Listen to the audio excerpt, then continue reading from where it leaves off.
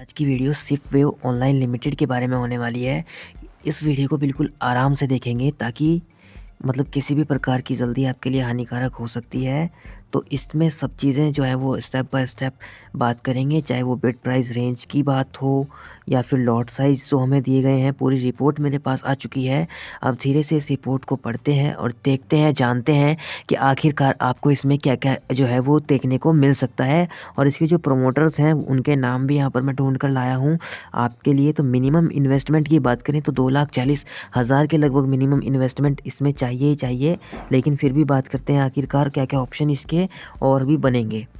Important dates की बात करें, ऑफ़र 10 दिसंबर को स्टार्ट होगा। ऑफ़र एंड जो होगा वो 12 दिसंबर को होगा।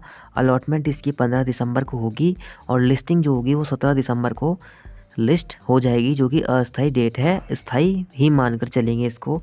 तो यहाँ से लिस्टिंग जो है वो हो जाएगी। अब बात करेंगे तो 10 दिसंबर को जो है 0.45 गुना तक इसमें सब्सक्रिप्शन आए थे और 11 दिसंबर को 0.75 गुना इसमें सब्सक्रिप्शन हो गए हैं।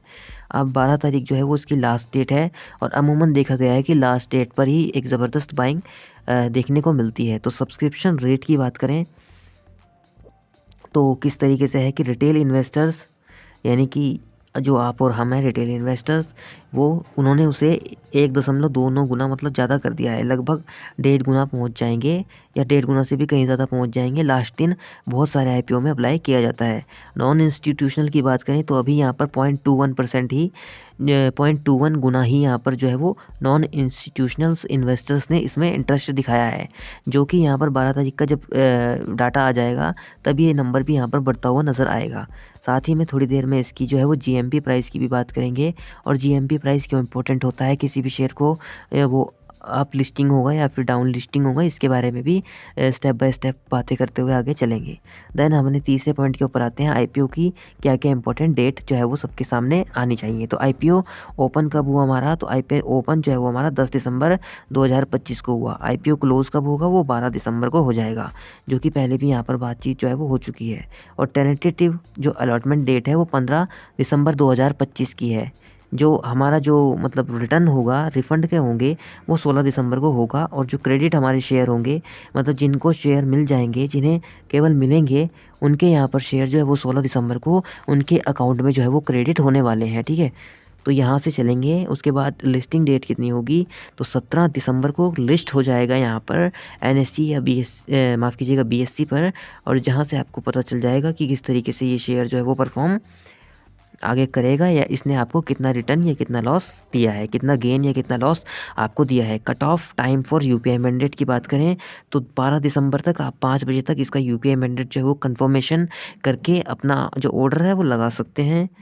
आईपीओ में अपनी जो है वो अप्लाई आप कर सकते हैं। इंडिविजुअल इन्वेस्टर्स की बात करें, यानी कि जो रिटेल्स हैं, इन्वेस्टर्स हैं, वो 2 लॉट खरीदेंगे। 20,000 लॉट होंगे और 2,40,000 उनकी प्राइस होगी, जिस पर अगर अच्छा खासा प्रॉफिट आता है तो अच्छा खासा प्रॉफिट आपको मिलेगा, एंड अगर डाउन होता है तो लॉस भी आपको इसके अंदर मिलेगा। तो इसीलिए इसका जीएमपी बहुत इंपॉर्टेंट हो जाता है। तो जीएमपी के बारे में आगे बात करेंगे और अभी कितना चल रहा है और आगे कितना चलेगा उस पर भी आगे बात करेंगे। इंडिविजुअल इन्वेस्टर्स यानी कि रिटेल मैक्सिमम जो है वो 2 लॉट ही खरीद सकते हैं, 2,40,000, जो पहले ही बात इसके अंदर हो चुकी है। अभी चलते हैं, रिटेल इन्वेस्टर्स की बात हो रही है तो कंपनी का जो फाइनेंशियल्स है उसके बारे में बात करते हैं। जो ये कंपनी है हमारी, रेवेन्यू जो उसका इंक्रीज़ हुआ है 12% आफ्टर प्रॉफिट आफ्टर टैक्स, मतलब profit after tax PAT rose by 94 between the financial year ending with March 31st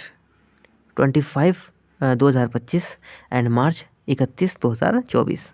तो इसके मतलब अच्छा खासा इसमें ग्रोथ भी आपको देखने को मिल सकती है और मिल भी रही है। प्रमोटर होल्डिंग की बात करें, जैसी बात हुई थी कि प्रमोटर होल्डिंग आपको बताऊंगा, तो 99.96 से अब ये केवल आईपीओ के बाद 66.73 रह जाने वाली है। जहाँ पर इसके जो प्रमोटर्स का नाम है वो मिस्टर कलंदन, मोहम्मद हैरिस, और मिस्टर कलंदर का नाम इसमें बार बार आ रहा है, Mohammad Altaf, and mister Kalandan, Mohammad Arif, mister Abid Ali, Bibi Hazira, and Mohammad Saim Haris are the promoter of the company. तो ये नाम है, आप इनका स्क्रीनशॉट ले सकते हैं, जो प्रमोटर इस कंपनी के होते हुए नज़र आ रहे हैं। अब आपको इनकी जो है वो सर्च करनी होगी कि आखिरकार इनका पहला इन्वेस्टमेंट्स कौन कौन सी कंपनीज़ में रहा है एंड क्या सक्सेसफुल बिजनेस रहा है या फिर नहीं, ये आप लोगों को चेक खुद से ही करना पड़ेगा। अब बात करें इसकी जो जीएमपी है यानी कि ग्रे मार्केट प्राइस है, जो इसकी जीएमपी है वो इस वक्त 4 रुपये के लगभग निकल कर आ रही है, जो कि हमने कोशिश की है कि आपको बिल्कुल राइट इन्फॉर्मेशन ही दी जाए, बट थोड़ा ऊपर नीचे हो सकता है, तो आप इसको जो है वो मैनेज करके चलेंगे।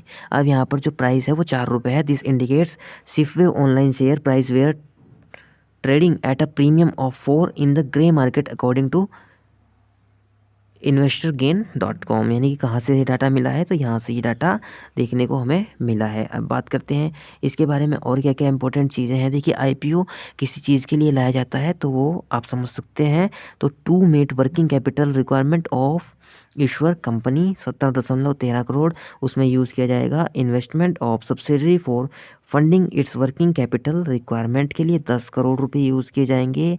रिपेमेंट एंड और prepayment in full of part Curtain borrowing availed by the Ishwar company के लिए 15 करोड़ रुपए एंड जनरल कॉर्पोरेट पर्पस के लिए 8.45 करोड़ रुपए का यूज़ किया जाएगा।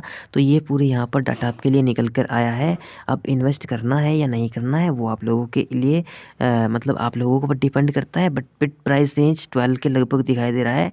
एंड जो मैंने आपको बता दिया है कि 2,40,000 के लगभग आपको यहाँ पर नीचे देख सकते हैं आप, जो मतलब मिनिमम इन्वेस्टमेंट होगी इतनी आपकी इसके अंदर लगने वाली है। और जीएमपी जो है वो इसका फ़िलहाल 4 चल रहा है, लेकिन कल 12 तारीख को जब जैसे ही अपडेट होगा सबसे पहले आपको बता दिया जाएगा। तो कमेंट में बताइएगा क्या आप लोग इसमें इन्वेस्ट करना चाहते हैं या फिर इसमें इन्वेस्ट करना नहीं चाहते, क्योंकि जो कंपनी है वो अभी यहाँ पर मेरे हिसाब से मतलब इसमें मेरी ऐसी कोई टिप नहीं है, बट आप अपना थोड़ा इसके बारे में रिसर्च करके ही इन्वेस्ट करने का प्लान बनाइएगा, क्योंकि एकदम नई कंपनी में अगर आप इन्वेस्ट करने का प्लान बनाएंगे तो आपको जो है वो लॉस होने के बहुत ज़्यादा चांस हो जाएंगे।